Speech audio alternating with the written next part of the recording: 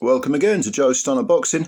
I was talking to some of my fellow boxing fans. A couple of them are YouTubers. Lee from Inside the Distance, Bob from Canada's Boxing Channel, and our friend Dean, who knows his stuff. Very astute boxing fan. And we were talking about Oleksandr Usyk and Daniel Dubois. Not the fight itself, but the perceived disrespect that is being thrown Usyk's way. And we were all sort of on the same page. Bob commented that he's really quite sort of offended, outraged at how poorly Usyk is being treated by British press and so on, and all the sort of nonsense that comes out of Dubois' camp. Lee made the point that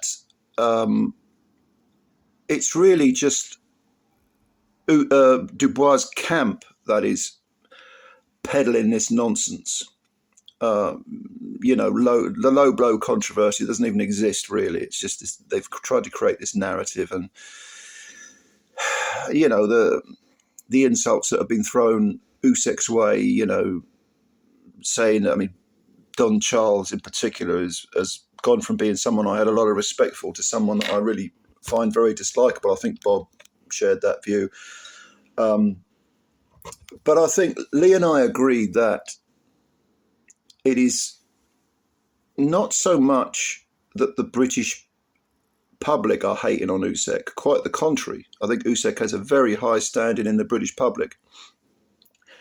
The guilty culprits, apart from obviously Dubois' camp, are the platforms, things like TalkSport, that are giving this narrative that there was some sort of controversy in the first fight and that Usyk isn't, this saintly figure. Of course, no one is a saintly figure. I don't think Usyk would claim he is not.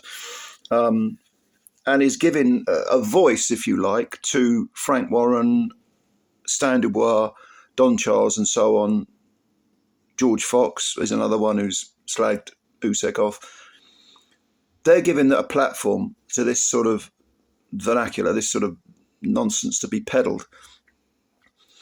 Now, I made the point to the other fellas that, in my opinion, this is backfiring in terms of public perception. I fully expect Usyk to be cheered to that ring, and I fully expect him, win or lose, to be applauded out of it. Because when you think of it, Usyk, I think this is the 8th fight against a Brit that Usyk has had, and yet he remains really, really popular in Britain, despite the slanderous accusations from the aforementioned quarters. He's not really religious. He calls him Don Charles, getting all pious. You call yourself a man of God. Thou shalt not lie. You're lying. Lying about what? What are you talking about, you damn fool? Real bullshit, real nonsense. But I think the public still support Usyk. They like Usyk. They like his character. He's very funny.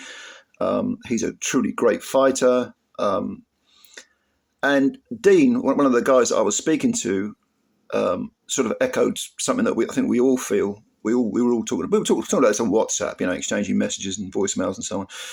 And I think we all agree that when you consider that Daniel is, shall we say, not the brightest bulb in the floodlight, possibly on the spectrum, someone who absolutely idolizes his dad. Whenever he's thanking people, it's always his dad, never Don Charles. Don Charles, you might as well think of him as being a bucket carrier. I'm sure he's more than that, but the way Daniel talks about him, it's always, oh yeah, Don Charles as well. Yeah, oh yeah. Someone points it out to him. Yeah. But it's my dad. Now, because of this, I think whatever you feed into Daniel, he'll go, okay, yep, I'll go with that. You want me to say that? Okay, I'll say that. In other words, he's given guidance. He's almost like a vehicle that's being driven by certain people, driven in certain directions that are not necessarily going to make him many friends. And like I say, Dean was saying that this is a sort of fake persona that Daniel is being sort of molded into, really, by third parties.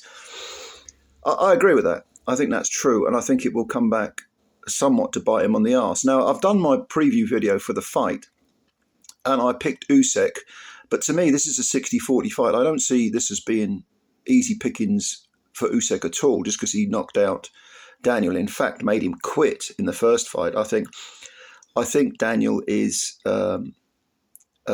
much improved mentally, emotionally, as well as technically. He just, but if things don't go Daniel's way, he has that weakness where he can mentally unravel. Why? Because he's incapable of thinking on the hop. He's incapable of thinking, of adjusting, making adjustments. He's not like a Tyson Fury who's has a very high ring IQ and can adjust himself when he's in the ring.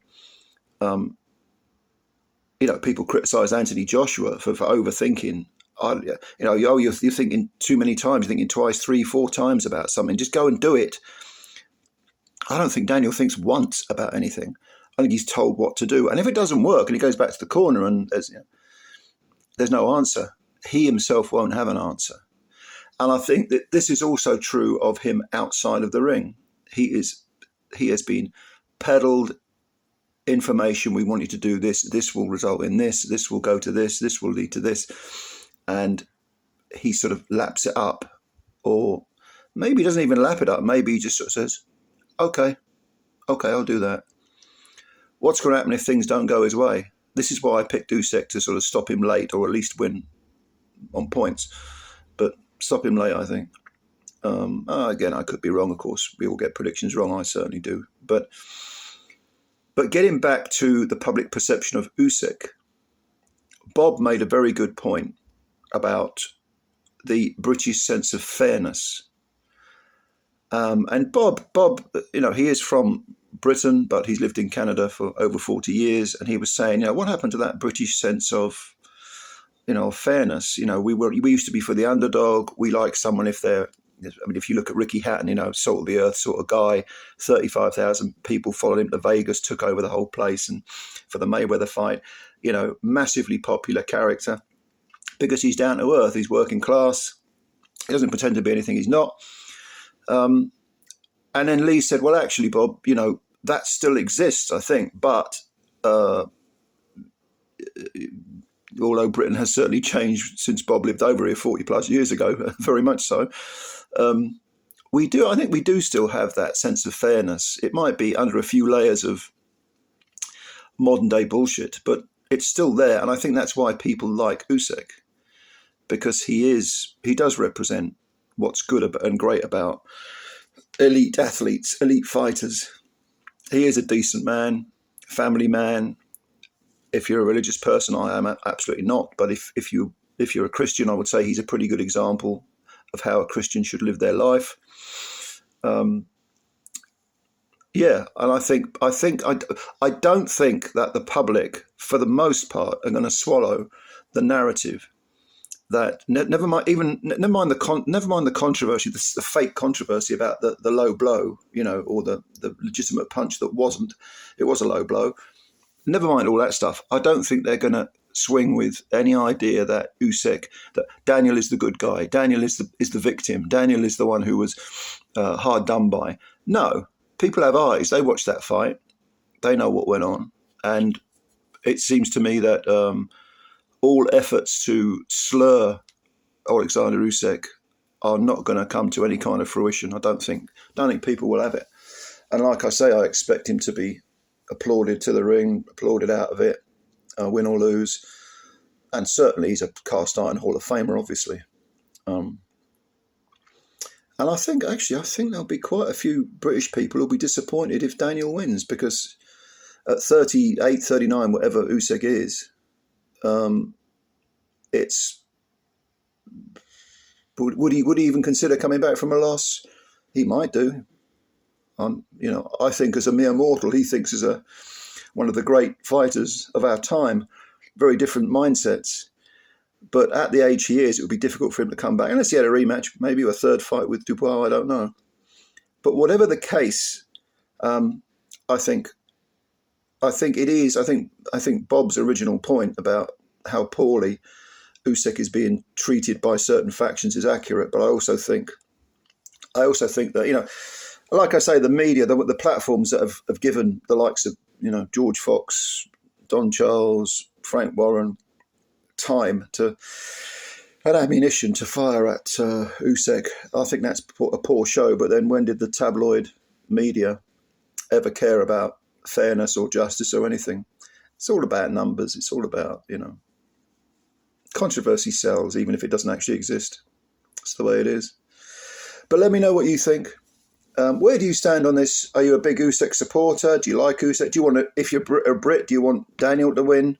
I just want the best man to win. I love Usyk, but if Daniel wins fair and square, that's fine with me. I've got no horse in the race. This ain't a fight I'm going to bet on either. But let me know what you think. Let me know if you have a side, whose side you're on. And put your reasoning down below in the comment section. Thanks very much for watching. Please like the video if you could like it, and also subscribe to the channel if you're new. Build the channel up. Come on. It makes sense. All right, ladies and gentlemen. Thanks very much for watching. I always appreciate your support. Bye for now.